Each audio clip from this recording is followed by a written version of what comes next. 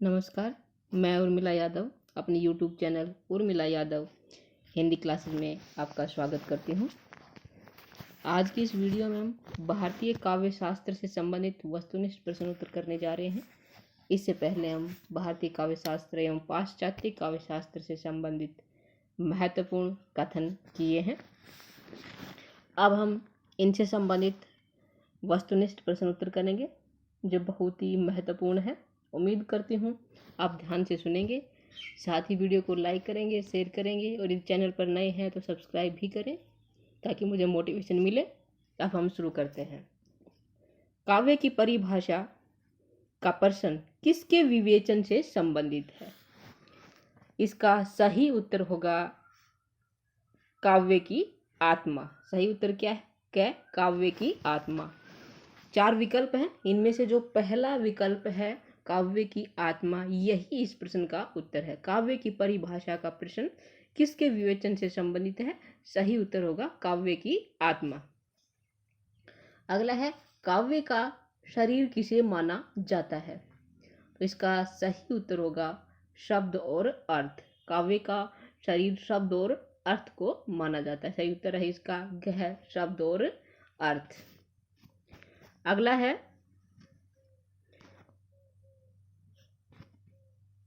भरत मुनि ने काव्य की आत्मा किसे माना है?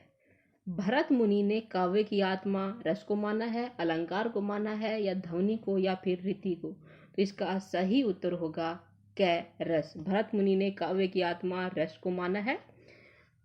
भरत मुनि, इनका जो समय है वो 400 ईस्वी पूर्व से 100 ईस्वी तक है।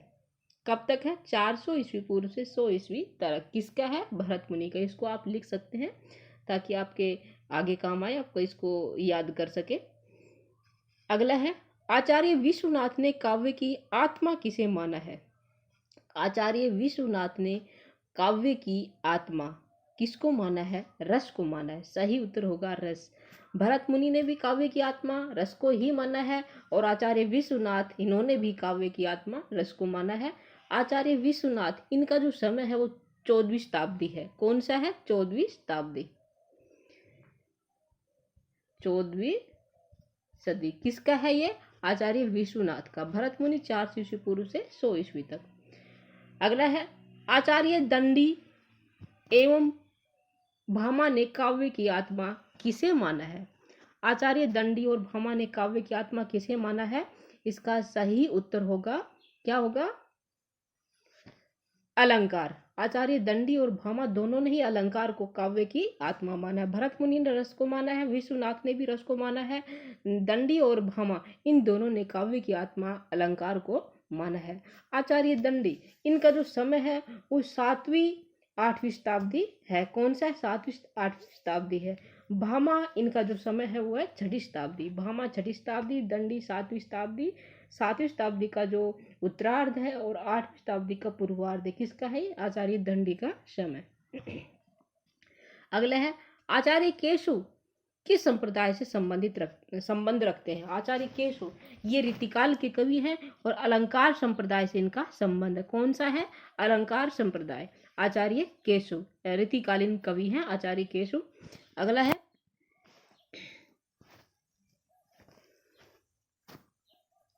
रीति को काव्य की आत्मा माना है। रीति को काव्य की आत्मा माना है। किसने माना रीति को काव्य की आत्मा? रुद्रट ने माना है, या वामन ने, या भामा ने, या फिर मम्मट ने? रीति को काव्य की आत्मा आचार्य वामन ने माना है। सही उत्तर होगा इसका वामन। वामन, इनका जो समय है वो 8वीं शताब्दी का उत्तरार्ध और 9वीं शताब्दी का पूर्वार्ध, यानी कि 8वीं और 9वीं शताब्दी में हुए हैं वामन जी। 8वीं शताब्दी का उत्तरार्ध है और 9वीं शताब्दी का पूर्वार्ध। अगला है, ध्वनि को काव्य की आत्मा किसने माना है? ध्वनि को काव्य की आत्मा आनंद वर्धन ने माना है। किसने माना है? आनंद वर्धन। सही उत्तर है आनंद वर्धन। आनंद वर्धन, इनका जो समय है वो 10वीं शताब्दी है। आप सभी जो मैं आचार्यों का समय बता रही हूँ उसको अपनी नोटबुक में लिखे, वीडियो को पॉज करके। ये बहुत ही महत्वपूर्ण है। आचार्य वामन का कौन सा समय है? 10वीं शताब्दी। और ध्वनि को इन्होंने काव्य की आत्मा माना है। अगला है, काव्य के कितने पक्ष होते हैं? काव्य के दो पक्ष होते हैं। कौन से होते हैं? दो पक्ष। सही उत्तर है इसका क्या? दो पक्ष। काव्य के पक्ष कौन से हैं? वो दो पक्ष माने जाते हैं काव्य के। वो कौन से हैं? अनुभूति पक्ष या अभिव्यक्ति पक्ष या क और ख दोनों या फिर कला का पक्ष। तो इसका सही उत्तर होगा क और ख दोनों। काव्य के दो पक्ष हैं, एक है अनुभूति पक्ष और दूसरा है अभिव्यक्ति पक्ष। दोनों ही काव्य के पक्ष हैं। आगे देखते हैं।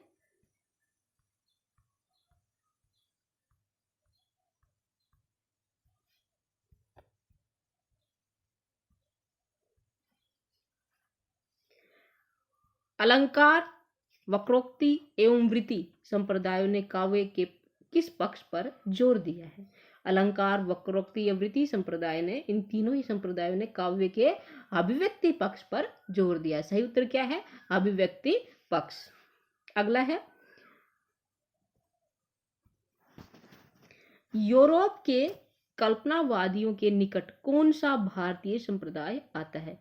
यूरोप के कल्पनावादियों के निकट ध्वनि संप्रदाय आता है। कौन सा संप्रदाय आता है? ध्वनि संप्रदाय। सही उत्तर इसका क्या है? ध्वनि संप्रदाय। अगला है, काव्य प्रकाश किसकी रचना है? काव्य प्रकाश ये आचार्य मम्मट की रचना है। काव्य प्रकाश आचार्य मम्मट का लिखा हुआ ग्रंथ है। सही उत्तर है घ मम्मट।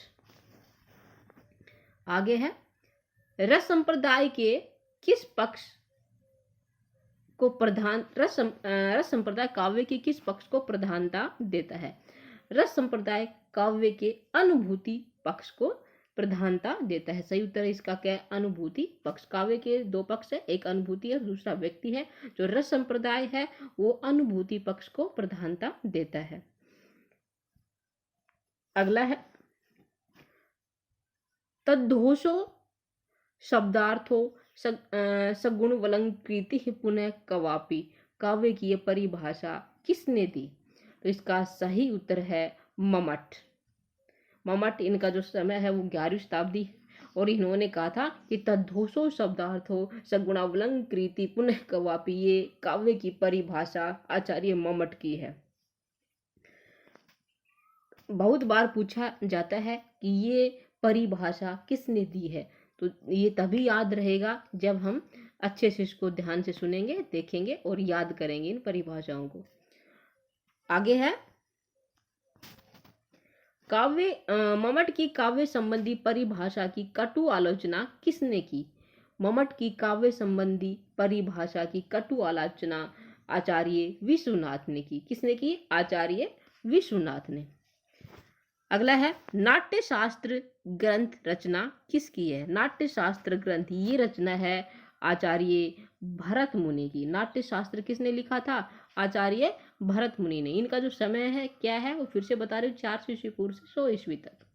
अगला, साहित्य दर्पण ये ग्रंथ किसका है? साहित्य दर्पण ये आचार्य विश्वनाथ का ग्रंथ है। किसका ग्रंथ है? आचार्य विश्वनाथ का। इनका जो समय है वो कौन सा है? पहले बताया था, कौन सा है बताइए? मैं बता देती हूँ, 14वीं शताब्दी है। आचार्य विश्वनाथ का समय है 14वीं शताब्दी।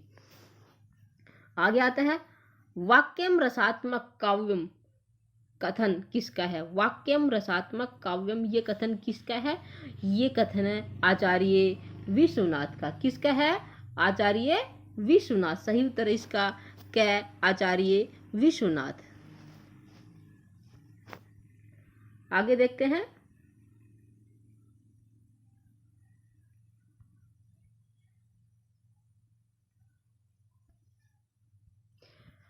रमणीयार्थ प्रतिपादक है शब्द है काव्यम, काव्य संबंधी परिभाषा किसकी है? रमणीयार्थ है प्रतिपादक है शब्द है काव्यम, ये परिभाषा पंडित राज जगन्नाथ की है। किसकी है? पंडित राज जगन्नाथ की। ननु शब्दार्थो काव्यम, काव्य संबंधी परिभाषा किसने दी? ननु शब्दार्थो काव्यम ये काव्य संबंधी परिभाषा आचार्य रुद्रट की है। किसकी है? आचार्य रुद्रट की। अगला है, रस गंगाधर ग्रंथ किसका है? रस गंगाधर ग्रंथ ये है पंडित राज जगन्नाथ का। किसका है? पंडित राज जगन्नाथ का। रस गंगाधर ग्रंथ है पंडित राज जगन्नाथ का। शरीरम ताव दिष्टार्थ वैछिन्न पदावली, काव्य की ये परिभाषा किसने दी? शरीरम ताव दिदाष्ट दिष्टार्थ वैछिन्न पदावली, ये काव्य की परिभाषा आचार्य दंडी की है। किसकी है? आचार्य दंडी की। आगे देखते हैं, काव्य के तत्व कितने हैं? सही उत्तर होगा इसका, काव्य के 4 तत्व होते हैं। कितने होते हैं? 4 तत्व होते हैं। ये कौन कौन से तत्व होते हैं, इनको लिख सकते हैं। एक पहला तत्व होता है भाव तत्व, कल्पना तत्व, बुद्धि तत्व और शैली तत्व। कितने हो गए? 4 हो गए। भाव तत्व, कल्पना तत्व, बुद्धि तत्व और शैली तत्व, ये काव्य के 4 तत्व हैं। अगला है शब्दार्थ शरीरम तावत काव्यम, काव्य की ये परिभाषा किसने दी? ये काव्य की ये परिभाषा है आनंदवर्धन की। सही उत्तर है आनंदवर्धन। आनंदवर्धन का समय है वो 10वीं शताब्दी है। अगला है शब्दार्थो सहितो वक्र कवि व्यापार शालिनी बंधे व्यवस्थितो हो काव्यम, काव्य की ये परिभाषा किसने दी? इसका सही उत्तर है आचार्य कुंतक। शब्दार्थो सहितो वक्र कवि व्यापार शालिनी बंधे व्यवस्थितो काव्यम, ये परिभाषा आचार्य कुंतक ने दी। किसकी ये परिभाषा? काव्य की परिभाषा दी किसने? आचार्य कुंतक ने। परिभाषा के बाद फिर से सुनिए, शब्दार्थो सहितो वक्र कवि व्यापार शालिनी बंधे व्यवस्थितो काव्यम, ये परिभाषा किसकी है? कुंतक ने दी है। और किसके संबंध में दी है? काव्य के संबंध में। अगला है काव्य शास्त्र का प्रथम आचार्य किसे माना जाता है? काव्य शास्त्र का प्रथम आचार्य आचार्य भरत मुनि को माना जाता है। उत्तर है इसका क्या? आचार्य भरत मुनि। आगे देखते हैं, कीर्ति भणिति भूति भली सोई सम सब कह हित होई, काव्य प्रयोजन के संबंध में कही गई ये उक्ति किस रचनाकार की है? तो इसका सही उत्तर होगा आचार्य तुलसीदास। कीर्ति भणिति भूति भली सोई सूर सरी सम सब कह हित सोई, काव्य प्रयोजन के संबंध में संदर्भ में ये परिभाषा आचार्य तुलसीदास ने दी। अगला है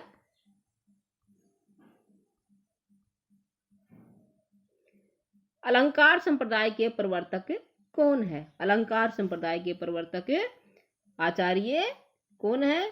आचार्य भामा है। अलंकार संप्रदाय के प्रवर्तक कौन है? आचार्य भामा। दंडी, मम्मट, भरत मुनि, इनमें से अलंकार संप्रदाय के प्रवर्तक भामा है। अगला है धवनालोक की रचना किसने की? धवनालोक ये रचना है आनंदवर्धन की। सही उत्तर क्या है इसका? आनंदवर्धन। धवनालोक रचना जो है वो आनंदवर्धन की है। आज के लिए इतना ही।